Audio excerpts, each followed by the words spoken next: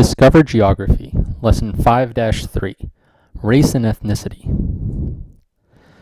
When we talk about race, what race really refers to is a biologically distinct subgroup within a species.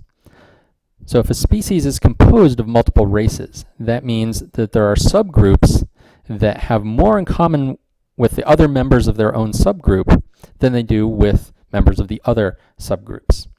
Many species have this kind of racial makeup, that there are these biological distinctions within the larger species.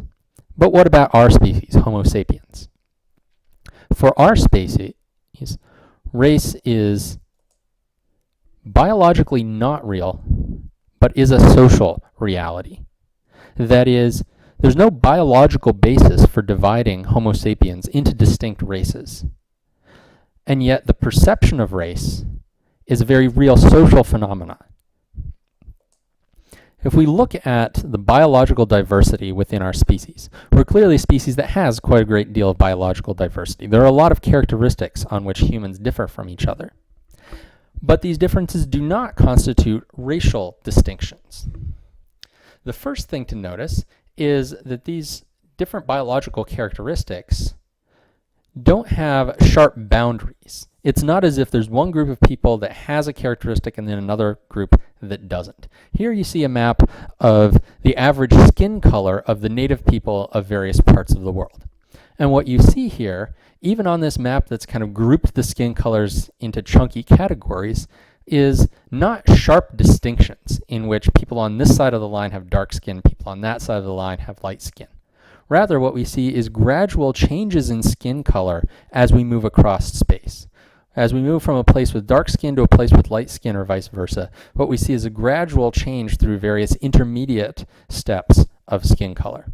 So even for something like skin color, that's one of the key things that we might use when we see somebody walking down the street to identify what we think their race is. That doesn't fit this idea of distinct, separate biological categories.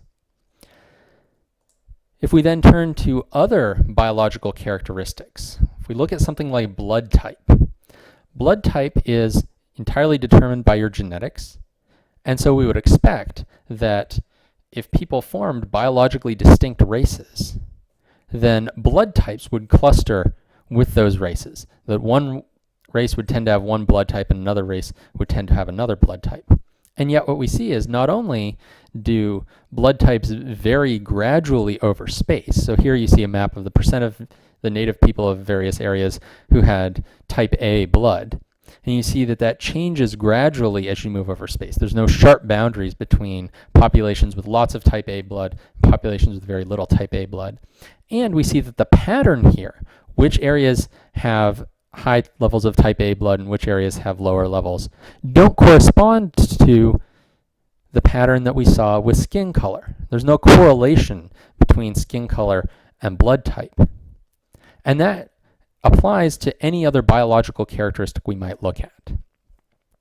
The characteristics that we usually use to identify people's races vary gradually over space, and any characteristic that we haven't invested with racial meaning doesn't correlate with our supposed racial categories.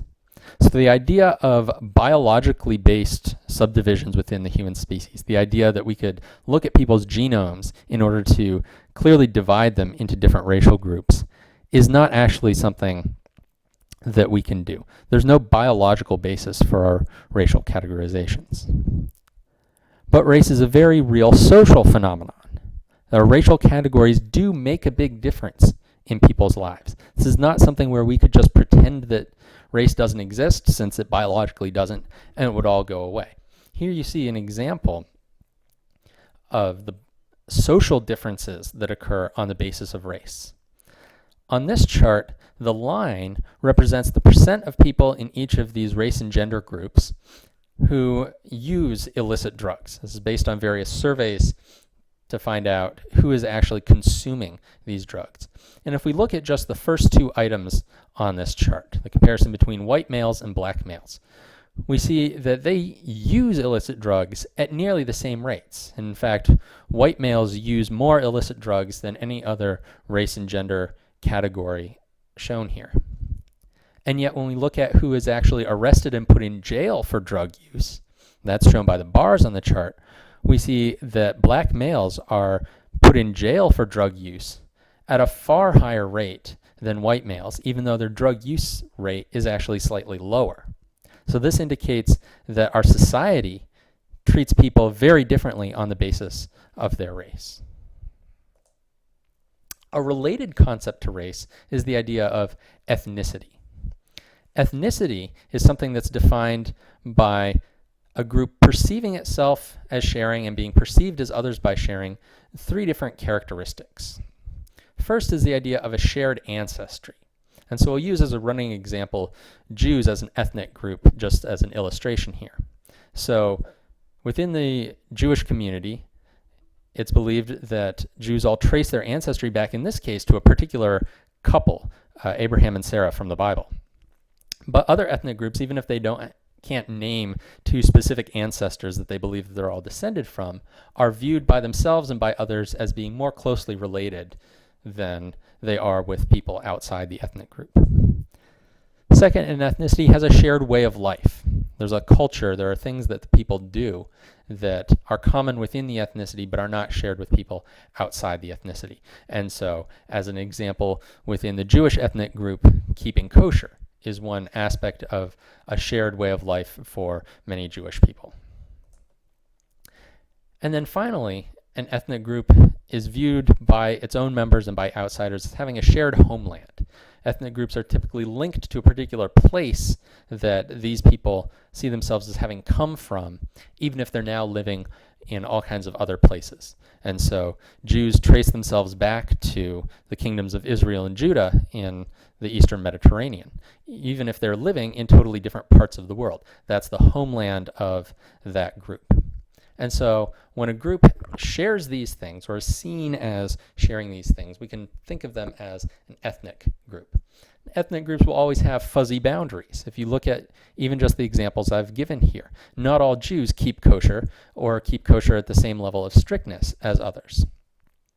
So the boundaries on an ethnic group will be fuzzy. We can't define it in a strict way, and we can't say that this is the kind of master list of the ethnicities that actually exist. Anytime a group of people shares some of these characteristics in some way, they can be treated as having an ethnic commonality. And when we look at race and ethnicity in the U.S. Census, it's important to understand how the U.S. Census breaks down these categories, because census data is so often used for analysis of racial and ethnic phenomena. When we want to understand whether certain types of racial and ethnic inequality exist within the United States, we typically turn to census data. What you see on the slide here is a map showing what parts of the world are considered to be the homelands of which of the racial groups that the U.S. Census recognizes. Race and ethnicity are two questions that are asked on every census form. Every person filling out the census needs to indicate their race and ethnicity. The racial groups that are available to choose from on the census are white, black, Asian, American Indian, and Pacific Islander. And so you see on the map the areas that are officially designated as being the places that people of each of these races come from. So if your ancestors came from somewhere within the green area on this map, then according to the census, you should mark yourself down as white. In the 2000 and 2010 censuses, you were able to pick more than one category. So if you have ancestors from multiple parts of the world, you can mark yourself down as being a member of multiple races. You didn't have to choose one or the other. Now, the boundaries for these racial groups are defined not on a biological basis, not on the basis that people from those areas have something more in common with each other genetically than they do with people from the other areas, but rather they're established on the basis of social categories. What people are treated in society as being part of the same race. Now, because there's a social basis for these racial categories rather than a biological one, there's controversy about them, about exactly how to draw the lines. So you'll notice, for example, that the territory that's assigned to white in this map, so that's all that green areas, covers not just Europe, but also the Middle East and North Africa. And this has been a source of controversy every time that the census comes out, because many advocacy groups for people coming from the Middle East and North Africa argue that they're not white. They're certainly not treated in society as white. They face racial discrimination as compared to white people from Europe, and so therefore they believe that they ought to be considered a distinct race within the census, which would then allow the census to gather data on those groups and to compare it to data on other racial groups. Right now, if you look up census data, you can't use that data to look at the distribution of people of European ancestry versus people of Middle Eastern ancestry, because they're all grouped into one group within that census data. One group that you don't see on this map is Hispanics or Latinos. In the US Census, the question of are you Hispanic or Latino is a separate question from the race question. So for the US Census purposes, Hispanic or Latino is an ethnicity that you may have in addition to your race. This is something that is also fairly controversial. Some Hispanic people see their own identity that way. They see themselves as being a member of one or more of the listed races. They may say, for example, I'm black and I'm Hispanic, two different things. If, for example, you are descended from people who were brought over to the Caribbean as slaves and then migrated to the United States, you'd say, well, I'm Hispanic in ethnicity because I have a cultural background, my ancestors coming from Latin America, but then I'm racially black. On the other hand, some Hispanic people see Hispanic as their race. And so we actually see a high rate of people who are Hispanic checking the other box under the race question, because they say, I'm not white or black or American Indian, I'm Hispanic, that is my race.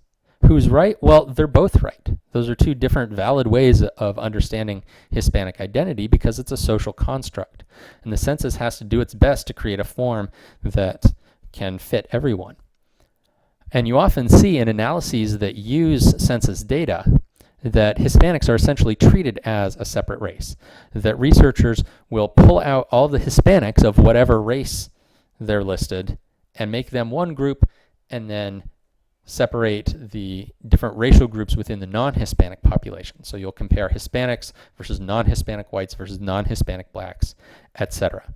And that's all on the basis of which kind of questions the census asks. So it's important to understand how the US Census asks these questions, since we use census data on race so frequently, and since it's one of the few questions that is actually asked of every single person filling out a census form every 10 years when the census is done.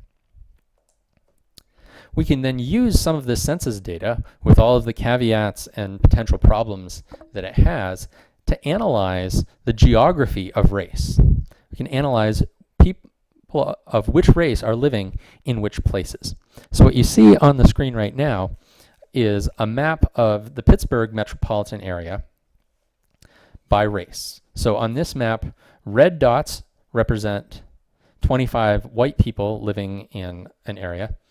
Blue dots represent black people, and then you can't really see on this map any substantial number of Hispanic or Asian people, but they would be there if you zoomed way in on some of the few neighborhoods where we have high populations of those groups. And what we see is these different races are not distributed equally across the city. There are certain neighborhoods that have very high populations of black residents, and other neighborhoods that have very high populations of white residents. This is a phenomenon known as residential segregation, where you have different neighborhoods dominated by different racial or ethnic groups. Here you can see the city of Chicago, which is another highly residentially segregated city. Again, you can see white neighborhoods, black neighborhoods, Hispanic neighborhoods, Asian neighborhoods showing up very clearly on this map. So once we've identified the existence of residential segregation, once we know this is a phenomenon going on, we know that certain neighborhoods are dominated by one ethnic or racial group or another, we can then go on to try to explain, why is this? What is causing this kind of residential segregation? There are a long list of different factors that go into this, and we'll talk about just a few of the major ones here. One phenomenon that has produced this kind of racial segregation is something called white flight. So this happened mostly through the middle of the 20th century, when white residents of inner cities began to move out into the suburbs in larger numbers. As more highways were built, as it became easier to commute into the city, we saw a mostly white population leaving the inner cities, moving out into the suburbs, whereas people of color were not able to do that. White people tended to have the resources, the money to be able to afford suburban living, and housing discrimination often explicitly excluded people of color from making that kind of move. So we saw cities sort of emptying out of white people and being left to just the remaining population of color in those areas. And so that's what you see on this map of St. Louis. All of the white dotted areas are areas that saw increases in white population. All of the red areas are areas that saw a decrease in the white population. And then the black and yellow areas are areas that saw shifts in the amount of black people living there. What you see is mostly a phenomenon of white people abandoning the inner city, moving out into the suburbs. And you'll still see that pattern in cities all around the United States, that the suburbs, the areas in the outer portion of the city, tend to be predominantly white. The areas that are in the inner portion of the city are more likely to be predominantly black or Latino. Another process that's shifting around the racial composition of areas is something called gentrification. Gentrification is kind of a reversal of the movement of white flight. That white residents are now being drawn back into certain neighborhoods close to the centers of cities. Not into all areas close to the center of cities, but into certain neighborhoods that are being redeveloped. Because white flight, as it abandoned these areas, it left them to a generally poorer population, a lower population, therefore it became harder to keep up city services in those areas. Housing stock fell into disrepair until those areas became bad enough off that housing developers saw an opportunity to buy up real estate very cheaply, redevelop it into much nicer housing stock, and therefore attract that richer, whiter population back in from the suburbs. This is a good deal for these developers because they get to build and sell houses.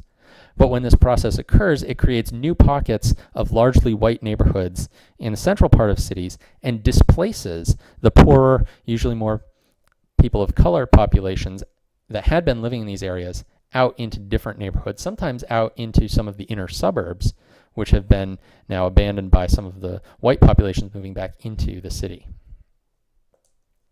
Another important process that's shaped residential segregation within cities is housing discrimination.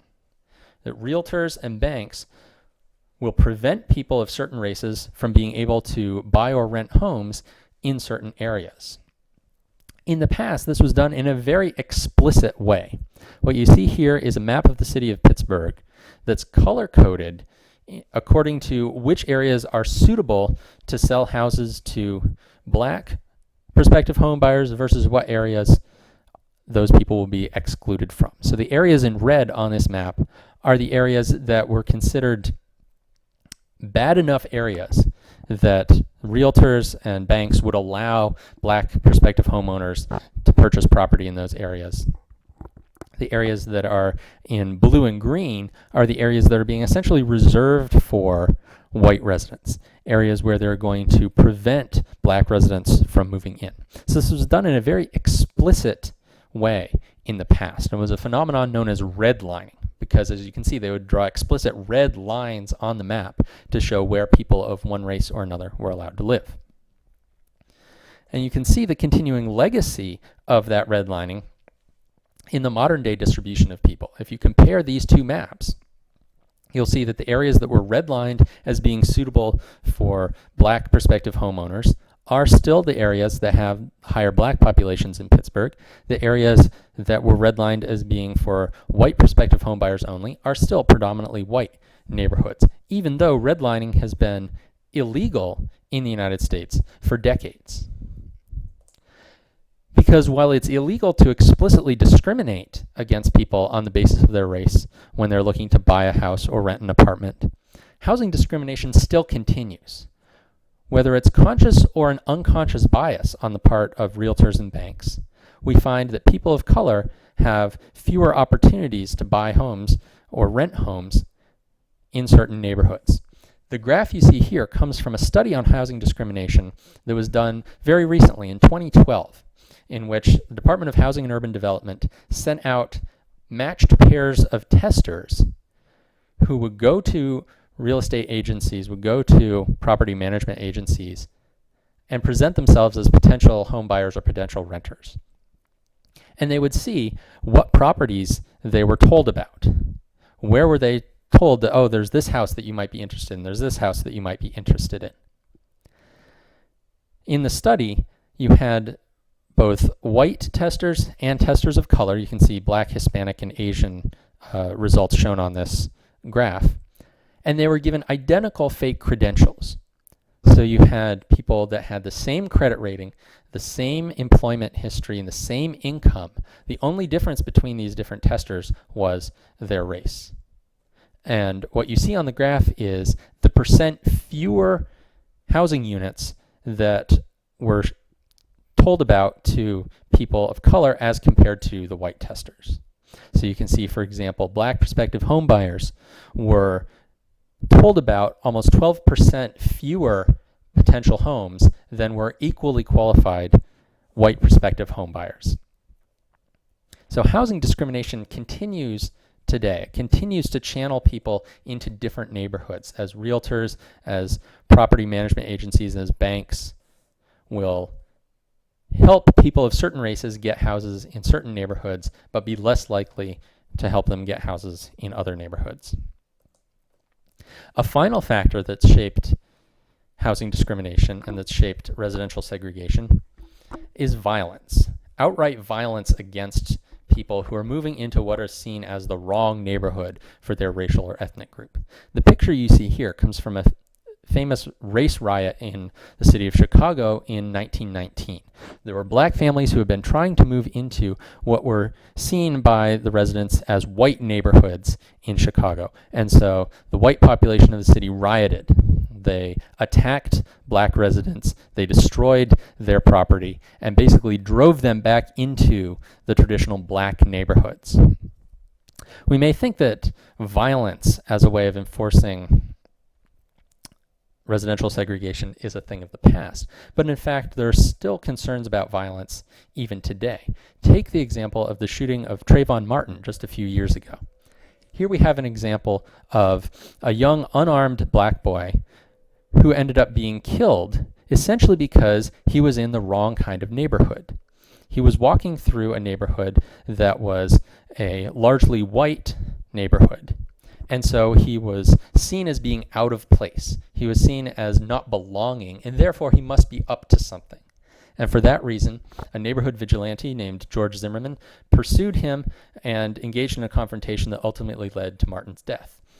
Because whatever may have happened during the actual confrontation between Zimmerman and Martin, it was clear that that confrontation only occurred because Zimmerman saw Martin in this neighborhood, and because of his race, saw him as being out of place.